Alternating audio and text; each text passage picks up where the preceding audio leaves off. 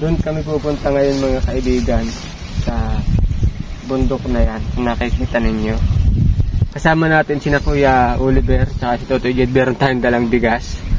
Nagpasama tayo kasi malayo ito. Bago lahat mga kaibigan, pakisuyo na pakipollow nyo yung Facebook page ng BRB Resto Bar. Pakipollow nyo kung kayo ay taga Pampanga or mapunta kayo ng Pampanga or plano nyong pumunta ng Pampanga. Ayan, bisitahin nyo po yung BRB Resto Bar. Ang isang nagmamay-ari niyan ay isa sa member ng The Golden Heart Group, si Ma'am PD. Pagkatapos mga kaibigan, pakipollow nyo rin yung ating Facebook page na Kulas. Ayan, pakisuportahan nyo po sana yan, yung ating Facebook page. Saka yung YouTube ni Bernadette.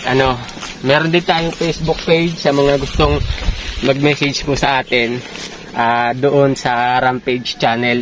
Ayan, doon nyo po ako i-message. Doon po kayo masasagot yung mga message ninyo.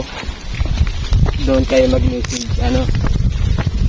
At siya nga pala mga kaibigan, yung mga member ng The Golden Heart Group na YouTube channel, pakisuyo rin po na pakisubscribe ninyo kasi alam nyo kung wala sila ay wala itong YouTube channel natin kasi sila yung nagsuporta sa atin, yung nagsusuporta sa gawain natin na ito na para makatulong tayo sa mga kababayan natin mahihirap. Ayun mga kaibigan, tara, samahan nyo kami. Tara na, iniwan na tayo.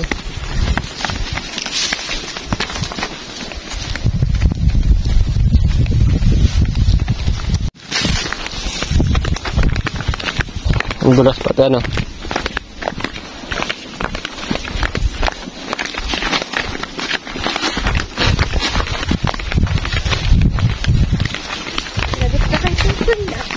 Bakit?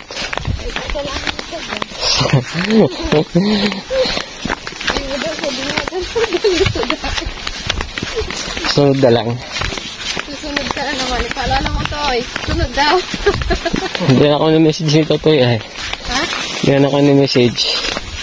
Ewan ko, iba naman baga yung babae naman nandun. Ba't Totoy Jed, iba na yung mo? Nag-chat po yun. Naka yun? Nag-chat doon si Kuya Ram niya. Hindi na mababasa. May bago ka account? Yan, pinipindot mo kasi mga link. Huwag kang mapindot ng mga link. Yung mga link na pinapasa.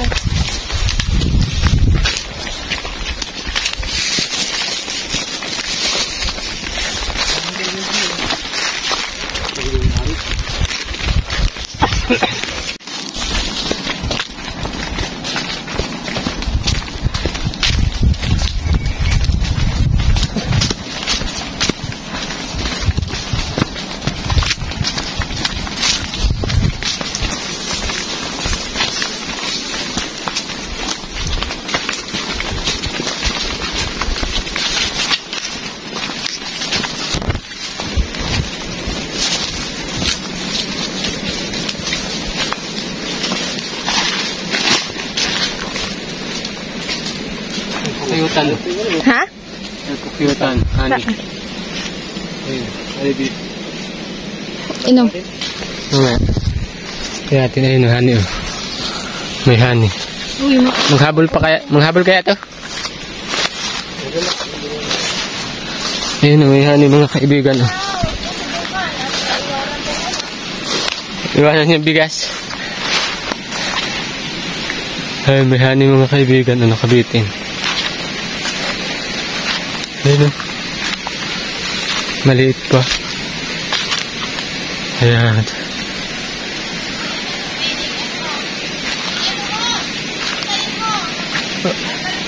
Ayun, may honey Gubat na talaga ito. Gubat na. May honey na.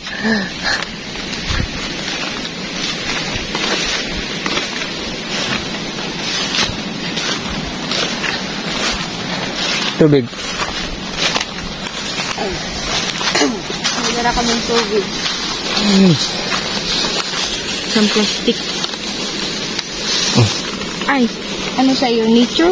Well, Yan lang. Kasi kay Oliver naman. Hawa ka na. Ano ba?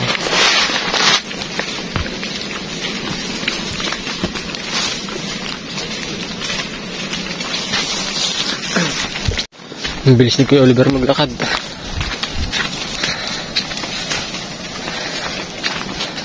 dito ba yan? Haba, malay ko. Dito yan, dito yung tahay. Makarating baga tayo ng Maynila.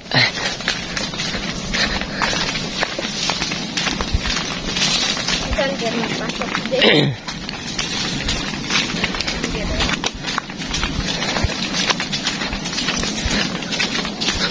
Dito tayo.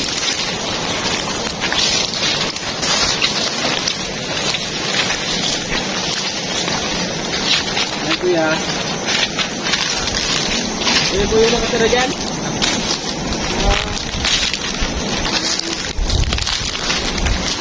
Ano po ito pag bagong gawa? Kayo po yung tatay ni ano? Tayo mga kaibigan. Si Ryan. Ano, nagkano ka dyan? Ah? Ryan ba Raymond? Ryan. Ay, Ryan. Tapo kami sa bahay mo, simunta ka doon. Yan na. Yun, asawa. Yung asawa mo. Tara, dito. Dito kami itong bahay. Dahil pa parang yung namatay na. Nagulang po. Yung siya mama. Tara, Lab. Dito tayo. Nabibig siya yung asawa mo, kuya? Oo.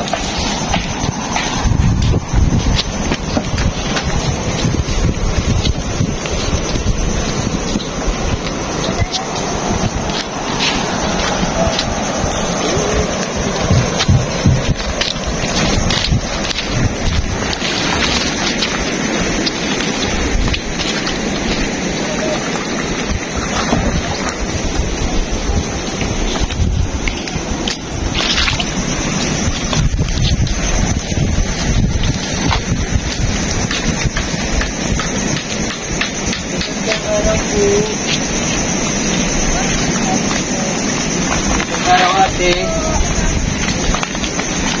Ako po si Kulas. Ako yung nag-iwan dito nung nakaraan. Ikaw, anong pangalan mo? Marita Brasiero po. Ay, ito po yung nanay mo, ano? Apo. Meron kami nilas po. Ito yung nanay mo? Ha? Musta na ikaw? Ito pa, oh. Musta na ikaw? Kasama mo yung busis mo. Okay lang? Yan lang po. Ito si Ryan, oh. Tingnan niyo po, nakahubad-hubad. Ang laki ng katawan. Laki ng katawan mo, ah. Ha? Kumusta po kayo dito? Okay lang? Okay. Ay, mga kaibigan, ito pala yung nanay ni Jessica. Oh, ba't malungkot ka? Ay, Jessica pati. Si Rika May. May tinutulungan kasi kaming bata din na ganyan din kalaki si Jessica. Kumusta ikaw? Ba't parang malungkot ka? Ha? Hindi ka ngayon nanguha nung nung shell? Ano tawag doon? Ano tawag doon? Mga sihi. Kumayad ka na ba? Ha? Kami. Nakusap ko ba? Kumayad ka na? Kung kumain ka na daw. Parang malungkot itong batang ito ngayon. Bakit?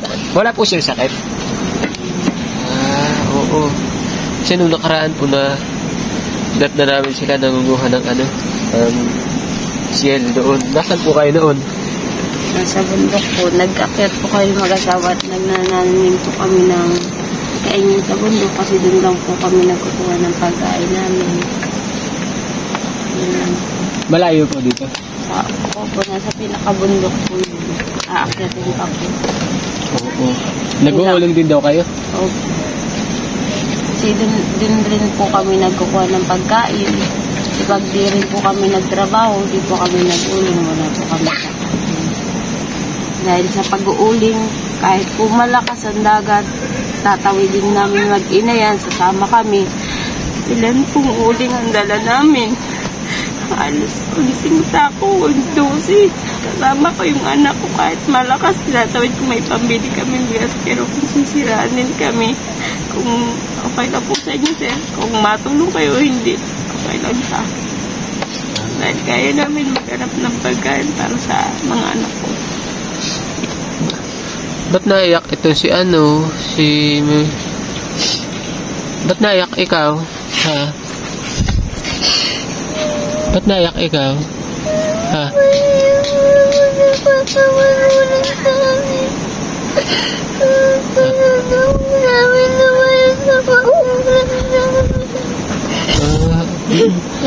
Huwag ka na umiyak, huwag ka na umiyak.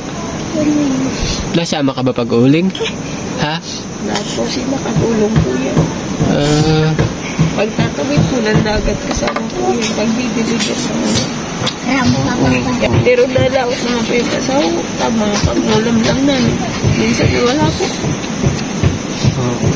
May pag wala po kami bigas, nahirap kami sa kanila. Oo. Huwag ka na umiyak, oh. Grabe, iyak na yan, oh. Kumain ka na ba? Ha? Ha? Lalak po umaga. Oh, anong oras na? Alas 2 na. Hindi pa kinakain? Kasi galing po kami dun sa baba. Nakita ko nga po si Kuya. Sabi tayo na ako napunta kayo. Ah, oo. Ano ulam mo kanina umaga? Nagbili po kami ng gasolina at saka sabon. Oo. Ano ulam mo kanina umaga? Kangus. Talbos kangus. Oo. Ikaw? Laray ka naman. Tuwa ka naman niya. Hindi na po yung magkain. Baboy-baboy naman po. Oo, taba. Pwet, gumawa, oh. Si asawa ko pala nagbibisda. Oo. Minsan dito nakakapag-isda at naulit. Malakas ang halot, ano. Kasi po pag yung trabahong pang-isda. Pag meron po kaming budget sa uling, nabili ko ako minsan 1 kilong baboy. At kinahati ko po para makakain naman silang masarap. Pag wala po kayong pambili, tamang gulay muna. Naninihi ako dyan sa pakatan. Minsan sila po. Minsan si Ryan nangangawin. Oo, ito. Pang-ulam-ulam po kami. Oo. Kaya po napapagalitan ko kayo. Minsan nakain, minsan di na nakakakain. Diyan nga lang po sa pangangawin. Oo. Sabi niya, Mama, mangangawin ako, magigip ka ng sabaw para may malinis si baby. Oo, kaya dahil may baby ka pa daw. Dakan na yung baby mo. Tapos sabi nga po nito, Mama, yung pinamas ko, baka ibili mo naman ng alak, hindi ko ito bibili. Bibili natin itong dias. So, Mama, bilan mo kami ng ulam. Ito yan yung ginagamit mo pangangawin. Ha? Ryan, tingin daw. Nakakahuli man ito. Tingin daw po. Yan, ito daw yung ginagamit niya. Oh. Kita mo nga yan. Wala namang ano. Kawil. Ay, meron isa. Oh. Ayan, ito yung ginagamit niya. Palubog lang na bato. Oh. Totoo po pala yung sinasabi niya na nagagawin siya. Oo. Malaki daw. Minsan niya po din ay nakakakain ng tangaga. Minsan sa gabi yan. Natulog na lang po yan. Siguro po napapagod na yung bata. Oo. At nakwento ni dalawa daw ang papa niya. Pang ano po, pang dalawa po. Bakit dalawa ang papa niya? Ay, yung bapak po kasi nilang totoo lang na. Tapos pinaturin ko na po dito sa pangalawa ko po asawa. Natawagin na lang po ang papa. Sinong mamatay po kasi yung papa nila, malulungkot pa po. Dito na po sila naglaki na pangalawa kong asawa. Ay, oo. Kaya pala sabi niya, dalawa daw yung papa niya. Istipader po lang nila yun. Ayun, yung nandyan nagagawa ng bangka. Ibig sabihin po pala mga kaibigan, kaya pala sabi ni Bibi na dalawa yung papa niya. Kasi stepfather lang pala yung kasama niya dito. Ilan yung anak mo sa Tatlo po. Sa una. Tapos yung dito ngayon kay Kuya, isa lang. Meron kaming dala dito ate na na bigas. At kalahating sako. Galing yan sa The Golden Heart Group. Tapos, pambili ng ulam. Binalikan po namin agad sila mga kaibigan kasi po, nung nakaraan kasi naghahatid lang tayo nung pinadala ni Ate Judy ng mga spaghetti tsaka bigas. Siya nga po yun napagsalusaluhan namin ng alas 2. Ayun na, napagsaluhan nyo. Naghatid lang tayo. Wala oh. Okay, 1,000 na ate. Ito. Ayan. Salamat po. Huwag ka nang umiyak ha. Oh, buti hindi ka ngayon nanguha ng ng shell. May ulam ka? Asan na ulam mo? Patingin ako ulam mo. Iiyak na naman siya. Pag ako po nag-iyak na iyak po. Ito ulam mo. Ano luto dito?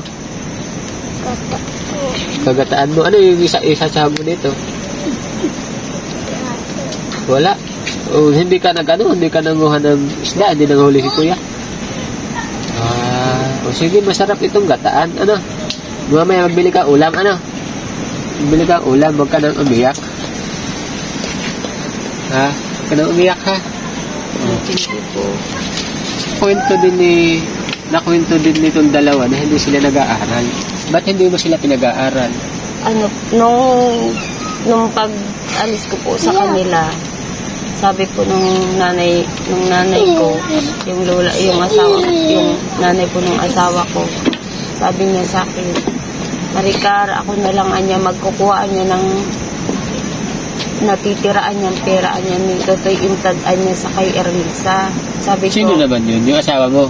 Yung sa asawa ko po. Yung tira niya po dun sa sa pagbabalon. Oo.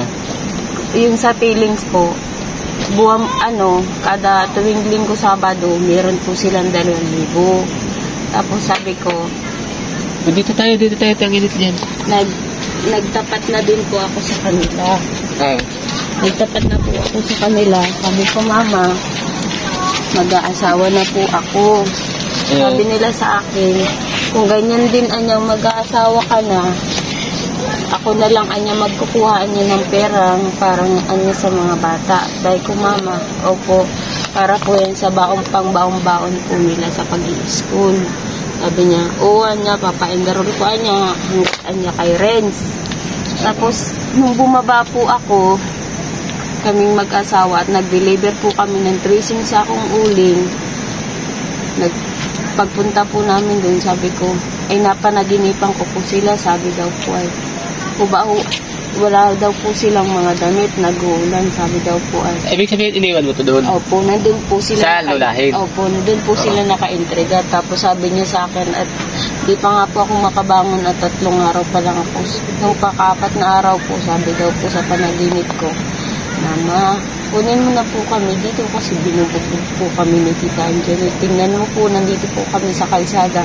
Wala po kami mga damit. Ang tinutulugan po namin, nasa karton po kami. Mama, si Totoy, basak na ng ulan. Tapos sabi ko nga po, sa asawa ko, mas mabuti pang kunin ko na lang sila. Kung nag-aaral o hindi. Papunta ko nga po, meron siya ditong labod sa ganyan. Sugat? Opo. Tapos ito naman po, inisling nito ng tiyain ng kutsilyo. Sabi niya, Mama, yung ako, sugat. Sabi ko, bakit lalo yan? Inisling po, andyan. Tapos ang ginawa ko nga po, sabi nung nanay nila, huwag mo na niyang kunin niya sa akin. Nag-aaralan niya sila. Tapos sabi naman ito, Mama, hindi po ako mapayag, masama niyo po ako. Tapos sabi ko, oo, sasama ko na kayo. Tapos sabi nga po ng mga tao, mas mabuti niya, kinuha mo niya mga anak mo, isa niya, kawawain na niyang ganyan. Tapos nung nabubuhay pa po si Papa, sabi nga po ni Papa, DSWD ko daw po, ay wala naman pa akong perang may sa kanila. Kaya sabi ko, hindi naman kakupang habang buhay na bibigyan sila ng kakarmahin din sila, hindi naman sila papala din na ibig sabihin gawa sa kanila nga. Oo, kaya hindi sila nakapag-aral kasi pinagkatiwala mo doon sa lulahin. Ngayon, hindi naman napag-aral. Opo. Ngayon, ilang taon na yun? 1 taon pa lang naman po. Ito palang pasukan na ito, hindi sila nakapasok. Pero ito si nakapag-aral ba ito kahit grade 1? Anong grade na niya? Grade 1 na po yan. Ito po ay kinder. Grade 1 na ito. Oh. Ito si... 10 taon na ito si ano, grade 1 pa lang. Oh. O At ngayon, nasa ko nga po sa kanila na yung pera naman daw, yung na pera naman, makukuha. yung pera naman pong kinukuha nila, pinagsusugal daw po ng lulahin. Tapos, mabili daw po ng masarap na pagkain. Sila lang daw ay sila hindi. Kaya, Yun pala yung kinukwento dito. kinukururot daw po sila. Tapos, pinapagalitan daw po. Tapos, nagsalita po daw yung tiyahin niya. Nandito na naman anya kayo, mga pala mo nilang naman anya kayo ni nanay. Kaya sabi ko, mas mabuti magsama na lang kayo. Kaya sinama ko po sila. Kahit isang damit, yung tamang suot lang po nila ang daladala nila dito. Kaya pala hindi nakakapag-aral ito. Ito si ano, ilang taon na nga ito? Si Maria? 8 years old po. 8 taon. 8 taon pa lang po si Rika May. 8 taon. Hindi pa siya nakakapag-grade 1 man lang. Hindi, kinder pa lang, hindi pa rin po nakatapos siya ng kinder. Hindi po.